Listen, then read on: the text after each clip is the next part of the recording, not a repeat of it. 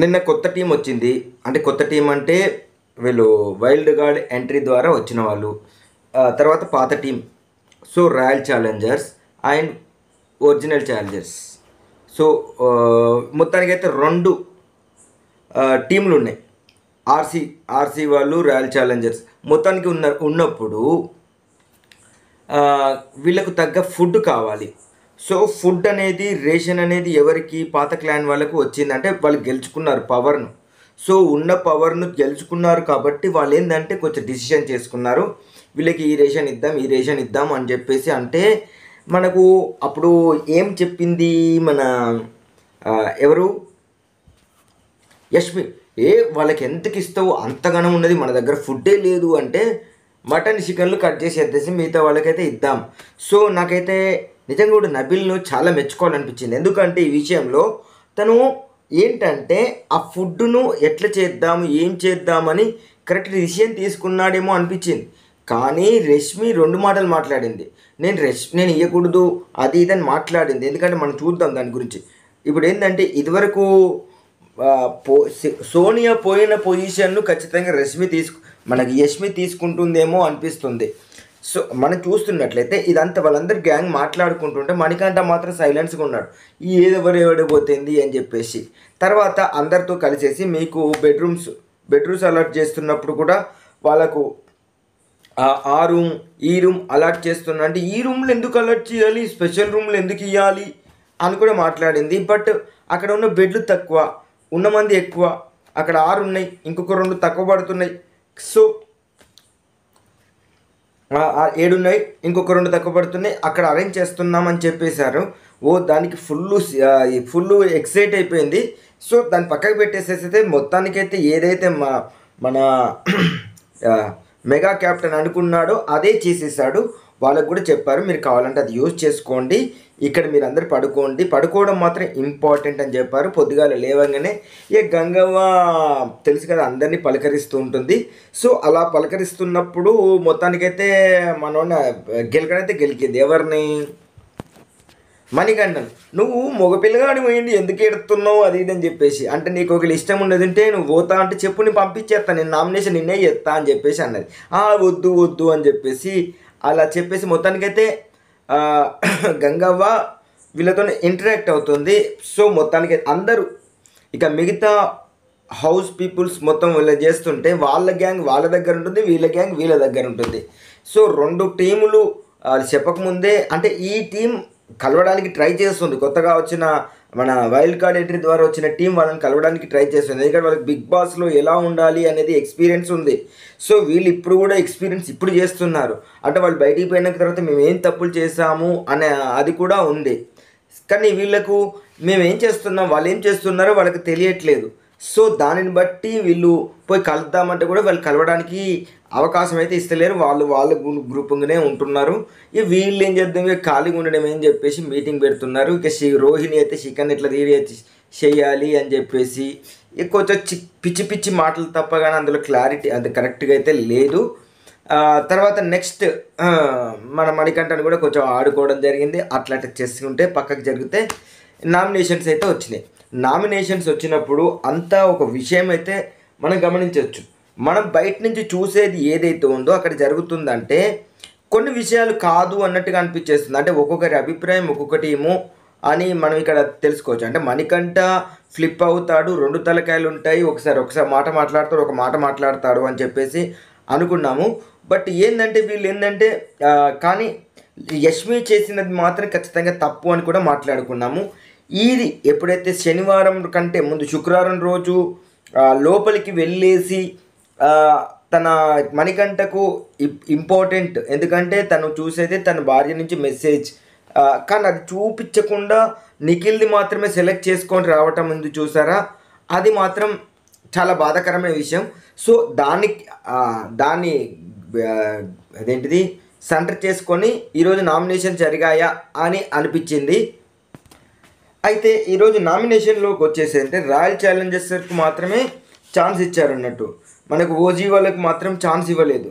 OG equal royal అని చెప్పేసి OG chance original Challengers, royal Challengers మనం అనుకున్నాం కదా. ఓజీ వాళ్ళకు ఛాన్స్ రాలేదు, ఎందుకంటే వీళ్ళు ఉన్నారు కాబట్టి. సో వీళ్ళు కొత్తగా వచ్చిన వాళ్ళు ఒకవేళ నామినేషన్లో పెడితే ఎలిమినేషన్ అవ్వడానికి చాలా తొందరగా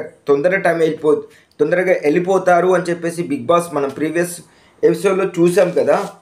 సో ఆ విధంగా చూస్తుంటే ఎందుకోసమే రాయల్ ఛాలెంజర్స్కి మాత్రమే నామినేషన్ చేయడానికి అవకాశం ఇచ్చారు.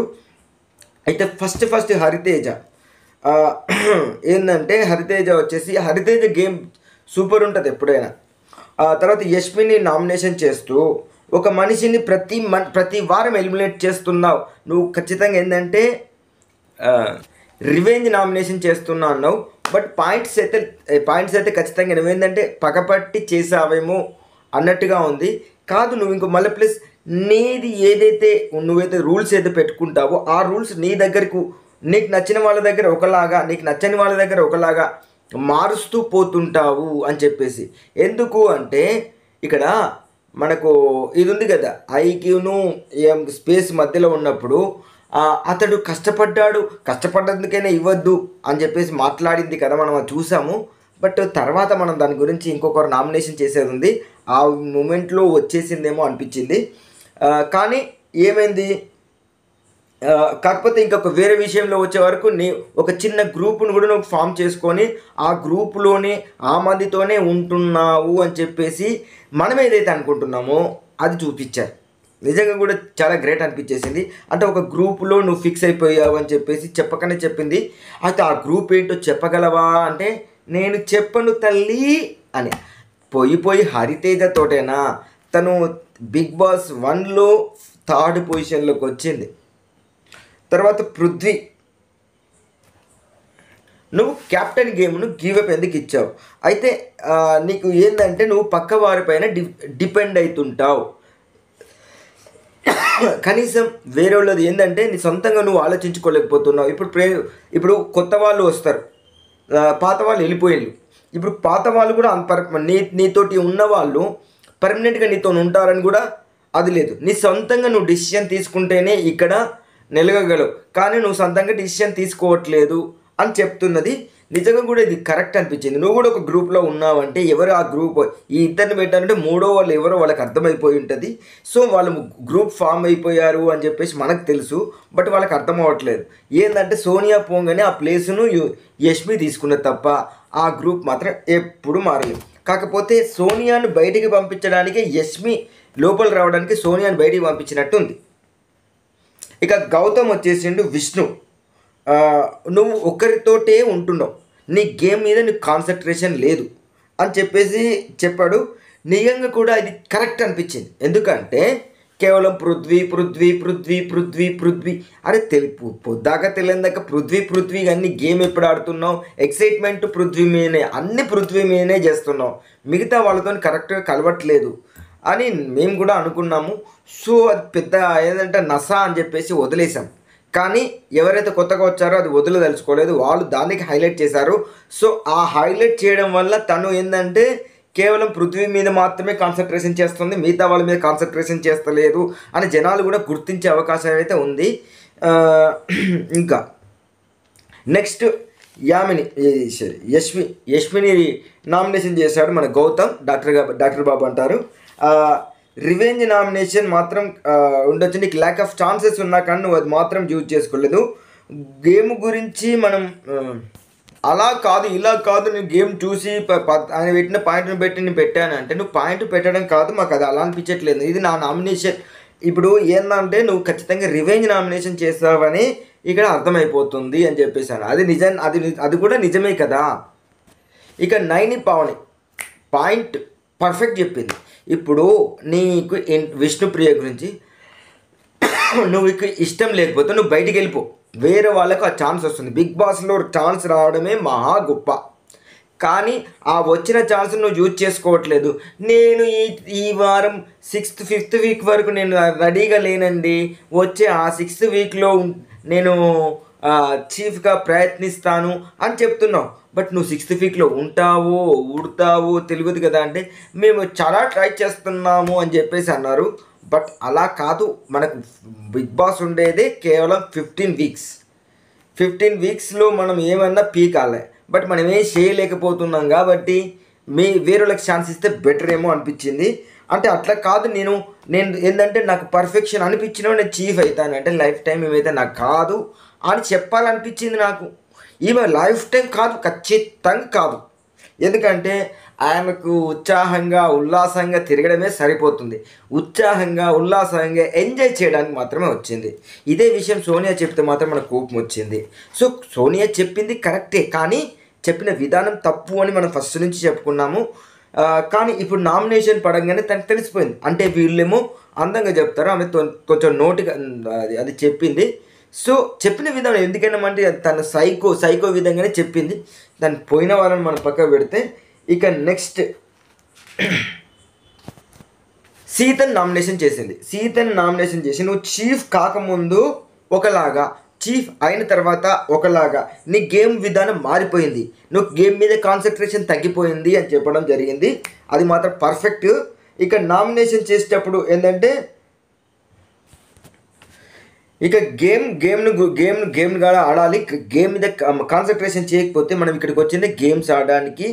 గేమ్ ఒకటే కాదు కదా అని చెప్పేసి అంటే గేమ్ కూడా పార్ట్. నా ఎమోషన్ మీకు తెలియదు అంటే ఎమోషన్ అనేది ఒక ఏడుపు. ఎందుకంటే నువ్వే నామినేషన్ చేస్తావు, నువ్వే వాళ్ళు వేణుపోయినప్పుడు ఏడుస్తావు. అది అంటే అది నా ఎమోషన్ అంటే ఓన్లీ ఏడుపు కాదు, మిగతా చాలా ఉన్నాయి. అవన్నిట్లో one of the part is the మీరు అనుకుంటున్న ఎమోషన్. పోయినందుకు బాధ అనేది ఒక ఎమోషన్. సో దాన్ని మొత్తమే చేయొద్దు అని చెప్పేసి మాటకు మాట చెప్తుంటే సూపర్ అనిపించింది పో. తర్వాత మెహబూబ్, సీతను అండ్ యష్మిని అసలు 24 అవర్స్లో ఉన్నప్పుడు వాళ్ళతో కనెక్షన్ కాలేదని నామినేషన్ చేశాడు. మెహబూబ్కి ఇప్పటికి కూడా అర్థం ఇవ్వట్లేదా గేము. పోయిన సీజన్లో కూడా అర్థం కాకుండానే సోహెల్ను పక్కకు పెట్టుకొని చాలా రోజులు నెట్టుకుంటూ వచ్చాడు. ఇప్పుడు మాత్రం సోహెల్ లేడు కాబట్టి ఇండివిజువల్గా ఆడాలి కాబట్టి ఏమవుతుందో చూడాలి మరి. తర్వాత యష్మిని ఇప్పుడు కాకపోతే మాకు షాయ్ కూడా ఇవ్వలేదు, పాలు మీ షాయ్ కావాలంటే అప్పుడే చెప్పిండు అన్నట్టు. అరే మేము మాకున్నాయి 13 ప్యాకెట్లు మేము 10 ప్యాకెట్లు ఆపుకున్నాం, 3 ప్యాకెట్లు మీకు ఇద్దాం అనుకున్నాం అని ఈయన చెప్పిందని కాదని చెప్పేసి ఇక్కడ మెగా చీఫ్ అయిన మన ఎవరు నబీల్ చెప్తున్నాడు. అంటే ఈయన చెప్పిండని కాదు, మేము ముందే అనుకున్నాం అని చెప్పేసి. బట్ అది ముందే చెప్పేది ఉంటే బాగుండేది, కనీసం ఒక నామినేషన్ అనే యష్మికి తగ్గేది. 3-4 నామినేషన్లు, సీతకు కూడా 3-4 నామినేషన్లు వచ్చింది. సో వీళ్ళైతే పర్మనెంట్ అయిపోయినట్టే. ఇక తర్వాత తేజ, సీతన్ నువ్వు అన్ఫిట్ అని చెప్పేసి ఒక గేమ్ వచ్చింది కదా, ఆ అన్ఫిట్ అనేది యూజ్ చేసింది ఏంటంటే హౌస్ మొత్తం మణికంఠనంటే లేదు మణికంఠను ఉంచుదామని చెప్పేసి నువ్వే అవుదామన్నావు. కానీ బయటకు వచ్చినాక బిగ్ బాస్ చెప్పిన మాటను బట్టి మార్చుకున్నావు. ఇది కరెక్ట్గానే ఉంది. కానీ గేమ్గా నువ్వు ఎవరెవరిని ఎప్పుడెప్పుడు పంపాలో నీకు తెలియలేదు. అక్కడ నువ్వు ఒక చీఫ్గా నువ్వు ఫెయిల్యూర్ అయ్యావు అని చెప్పాడు. నిజంగా కూడా అది కరెక్ట్ అనిపించింది. ఎందుకంటే ఇప్పుడు అందరూ నయని మంచిగా డ్యాన్స్ చేస్తుంది, ఇవి చేస్తుంది అని చెప్తే తనకంటే సింపతి రావాలి అని చెప్పేసి మణికంఠ ఆ క్లాన్ నుంచి ఈ క్లాన్లకు వచ్చిందని, సో అలాంటి రావద్దు అని చెప్పేసి మణికంఠను పంపేసి ఆ ఆటను ఓడిపోవడం జరిగింది. సో అందువలన నువ్వు చీఫ్గా ఫెయిల్ అయ్యావు అని చెప్పేసి చెప్పడం ఇదైతే 100% కరెక్ట్. అంటే నేను ఎట్లా ఆలోచించలేదన్నా, నువ్వు ఏ విధంగా ఆలోచించినా కానీ ఈ పాయింట్లు మాత్రం తీయడానికి అయితే వీల్లేదు. ఇక నెక్స్ట్ మణికంఠను ఇప్పుడు ప్రాబ్లం లేనివాడు ఎవ్వడూ లేడు. నాకు ప్రతి ఒక్కరికి ఏదో ఒక ప్రాబ్లం ఉంటుంది. ఆ ప్రాబ్లంను మనం ఓవర్ రేట్ చేసేసి గేమ్ ఆడాలి. కానీ నాకు ఈ ప్రాబ్లం ఉంది, నేను ఇలానే ఆలోచిస్తాను అని చెప్పేసి ఆడటం అయితే ఒకటైతే, నువ్వు ఇదే చెప్పేసి నువ్వు గేమ్ను యూజ్ చేసి నువ్వు ఈజ్ ఎ గుడ్ గేమర్ అని చెప్పేసి చెప్తున్నాడు. అంటే సింపతి అనే ఒక కార్డును మీద పడేసి ఆయన గేమ్ ఆడుతున్నాడు ఏమో అని చెప్పేసి జనాలకు కూడా కొంచెం డౌట్ వచ్చే విధంగా మాట్లాడాడు. సో మనం కూడా ఈ విషయాన్ని ఆలోచించాలి. అంటే మనం ఓట్లు వేస్తున్నప్పుడు నేను మాత్రం ఇంతవరకు ఎప్పుడు మణికంఠకు ఓటు వేయలేదు. మరి ఎవరన్నా మీరు వేసేది ఉంటే చెప్తున్నా, ఈ విషయం మాత్రం ఆలోచించుకొని మణికంఠకు ఓటు వేయాలి. బట్ నేను చెప్పేది ఏంటంటే యష్మికి కూడా ఓటు వేయొద్దని చెప్తున్నా. మిగతా ఎవరికైనా వేస్తే వాళ్ళనే కొంచెం బచాయిస్తారు అని చెప్పేసి. నెక్స్ట్ ఏంటంటే ఇంకేంటి ప్రతి ఆటలో ఏడ్చుకుంటూ కూర్చొని ఇవన్నీ చెప్తుంటాడు కదా. నాకు బాధలు ఉన్నది, ఇది తీసుకోలేకపోతున్నాను అని చెప్పేసి అంటున్నాడు కదా. సో ఇప్పుడు ఏం జరుగుతుందో చూడాలి. ఎందుకంటే ఇప్పటిదాకా వాళ్ళ క్లాన్ వాళ్ళు మాత్రమే అయ్యో నన్ను కార్నర్ చేస్తున్నారు అని, ఇప్పుడు బయట నుంచి వచ్చిన వాళ్ళు కూడా అదే కార్నర్ చేస్తున్నారు. మరి మిగతా వాళ్ళు అట్లనే చేస్తారా లేదా అని చెప్పేసి పక్కకు జరిగితే ఓన్లీ తేజ మాత్రమే నామినేషన్ చేస్తాడా, ఇంకెవరైనా నామినేషన్ చేస్తారా అనేది మనం చూడాలి. ఇంకో ఏంటంటే ఇప్పుడు మనోని నామినేషన్ చేస్తుంటే మన ఏంటి